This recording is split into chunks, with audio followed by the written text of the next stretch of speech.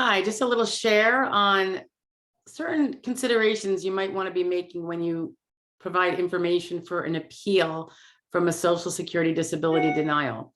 This would be so whether you are appealing initial determination or reconsideration determination. Sometimes we ask for data to help us draft the appeal from our clients, but this would apply for people doing it on their own as well, I think. On the appeal, one of the major points of the data the SSA is looking for is any changes to your condition or how it affects you, or if you have new conditions. So I get the sense that a lot of people, and I hear it a lot when they say, I already provided this information, why do I have to do it again? And I have to explain over and over again that no, you did not provide this information because this information pertains to now. Right now we're in April of 2022.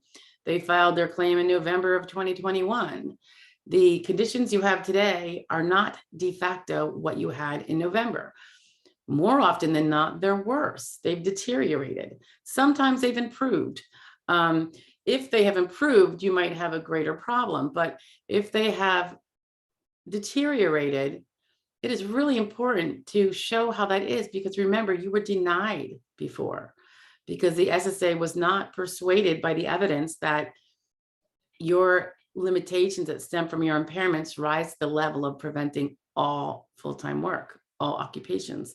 So the onus is on you, the claimant, and by extension to me, the representative of my clients, to be clear to the SSA where things have gotten worse. So when you're providing this data, or if you're filling out the appeal yourself because you self-represent, or maybe you have an attorney that just has you do it instead of him doing it, which I don't think there are many of those, but seriously consider all your body parts, all your body systems. If something has changed, if there's something new, or if your activities are in any way reduced due to, usually it's greater symptoms, more pain, more stiffness. It really depends on what your impairment is, but be sure to include them. Don't rush through because it's all an inconvenience. And I know it is, it's a lot of, it can be a lot of paperwork for the whole entire process, but you need to show this, because if you say everything's the same, then they really don't have much to consider because they've already considered what you already put in. And if what you had in November, excuse me, is the same as what you have now, then what's there to reconsider? You're the same. Same is true of remembering all of your doctors that you've seen since November. If you saw Dr. Jones originally and you're still seeing him, you're going to want to include him. Don't leave him out because, well, I included him before. That means you saw him before. That doesn't mean you saw him now. You need to put the new time period information in there.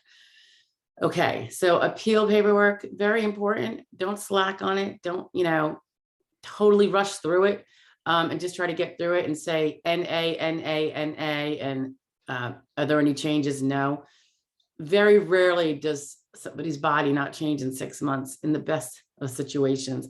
So typically when we have medical problems, they do tend to progress. So you want to make sure that is very clear in your appeal paperwork. Okay. Whether it's online or on paper, whoever you're doing it, or with an attorney. Okay. So hope that helps. Bye-bye now.